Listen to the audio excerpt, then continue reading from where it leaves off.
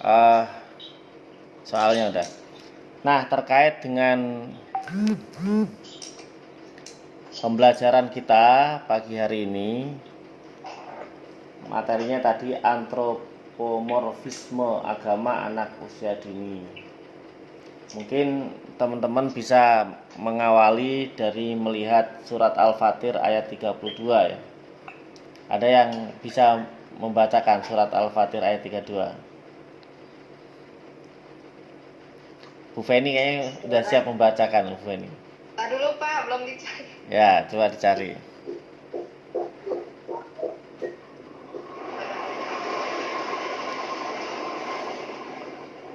Sudah ketemu?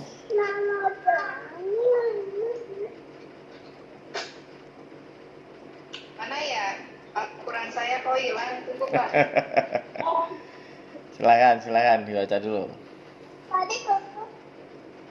Tadi nomor 4 ya, tahun 2020 tentang yang Kemendikbud ya? Iya.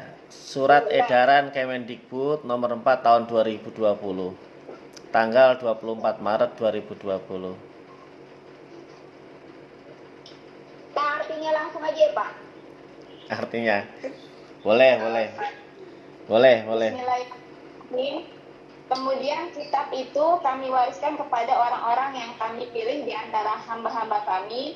Lalu di antara mereka ada yang menganiaya diri mereka sendiri, dan di antara mereka ada yang pertengahan, dan di antara mereka pun ada yang lebih dahulu berbuat kebaikan dengan izin Allah. Yang demikian itu adalah karunia yang amat besar. Ya, baik. Jadi pemahaman sederhananya begini, memahami sederhananya begini. Ketika kitab Al-Quran itu disampaikan kepada alladzina stofaina, jadi alladzina stofaina itu orang-orang yang beriman ya. Artinya dari Al-Quran yang diberikan oleh Allah kepada seluruh manusia itu, di antara semua manusia ada yang alladzina stofaina. Mereka itulah orang-orang yang sudah dipilih oleh Allah untuk mengimani Al-Quran itu. Ini orang-orang yang beriman. Nah, tetapi di antara orang beriman itu masih ada tiga kelompok. Yang pertama, kelompok faminhum dolimul linafsih. Yang kedua, kelompok waminhum muktasid. Dan yang ketiga, kelompok waminhum sabikun bil khairat. Gitu ya. Artinya orang-orang yang alladzina stofaina yang dipilih oleh Allah itu pun ada orang-orang yang memang motivasi beragamanya sudah sangat tinggi sekali, sehingga menjadi sabikun bil khairat tadi, termotivasi untuk terus meningkatkan kebaikan-kebaikan itu. Ada yang muktasid tengah-tengah, ya ketika menjalankan perintah, meninggalkan larangan semaksimal mungkin yang dia mampu. Kalau yang pertama tadi, kelompok yang sabikun bil khairat itu di atas rata-rata. Yang kedua, muktasid itu orang yang rata-rata dengan menjalankan kewajiban, meninggalkan yang dilarang.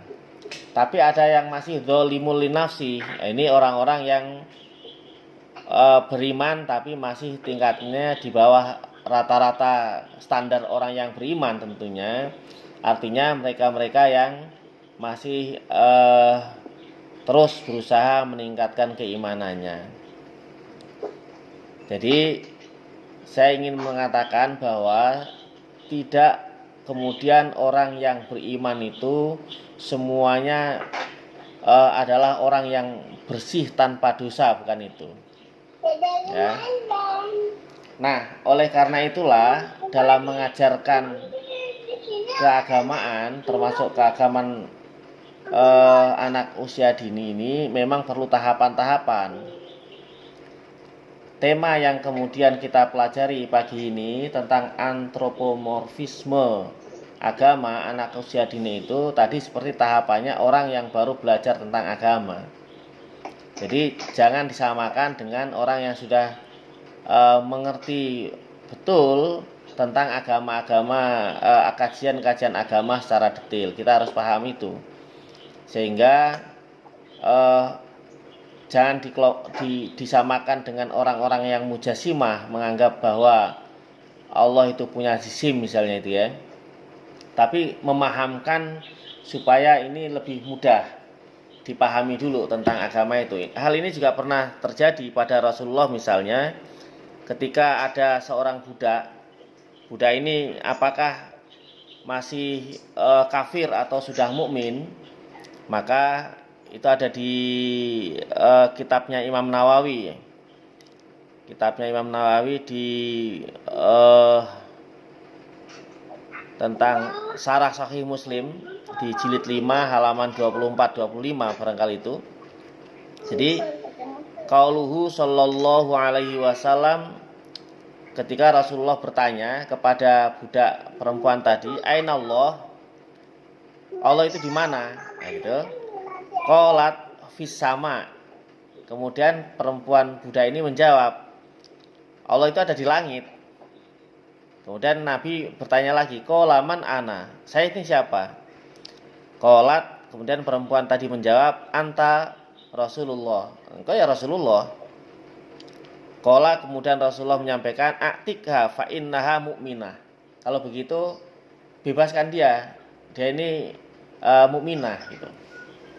Nah, ini memang ada beberapa kajian. Pertama misalnya, saya menyampaikan ini dulu sebelum ke anak-anak ya. Pertama misalnya, perempuan ini dianggap orang yang berbeda dengan masyarakatnya, di mana masyarakatnya pada saat itu penyembah berhala. Berhala itu nampak, kelihatan di depan matanya, di hadapannya. Nah, sementara perempuan ini ketika ditanya, Allah itu ada di mana? Di langit. Itu berbeda dengan Tuhan yang ada di depannya itu. Nah, ini menganggap Rasulullah pada saat itu menganggap bahwa, oh berarti dia ini tidak seperti yang lain, orang-orang yang kemudian penyembah berhala itu. Walaupun dalam kajiannya nanti ada dua hal. Misalnya ketika menyebut Allah fisama itu, apakah takwil? Nah, kalau ditakwilkan, ya bukan kedudukan Allah yang ada di langit, tetapi kedudukan Allah itu yang maha tinggi di atas semua makhluk.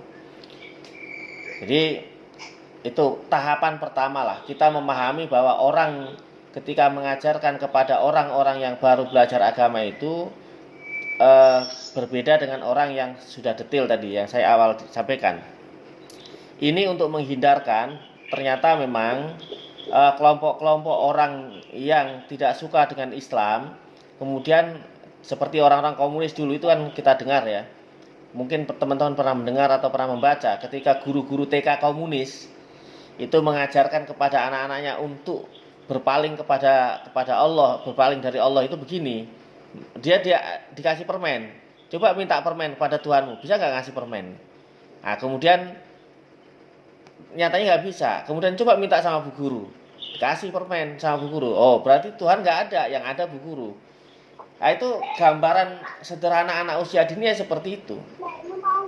Sehingga kalau mengajarkan agama anak usia dini terkait dengan tema kita ini, ya berarti tadi bagaimana mengajarkan Asmaul Husna, bahwa Allah itu bisa melihat, Allah itu bisa mendengar, Allah itu maha kuasa. Dengan sifat-sifat Allah itu di Asmaul Husna atau sifat-sifat Allah yang 20 itu barangkali bisa diajarkan dengan melalui nyanyian dan lain sebagainya, yang nantinya dari nyanyian-nyanyian itu mereka mengetahui sebatas pemahaman mereka dulu, kemudian nanti semakin tumbuh besar sesuai dengan perkembangan emosinya, perkembangan akalnya, nanti tentunya pelajaran-pelajaran yang diterima harus lebih detail lagi. Saya kira itu ya.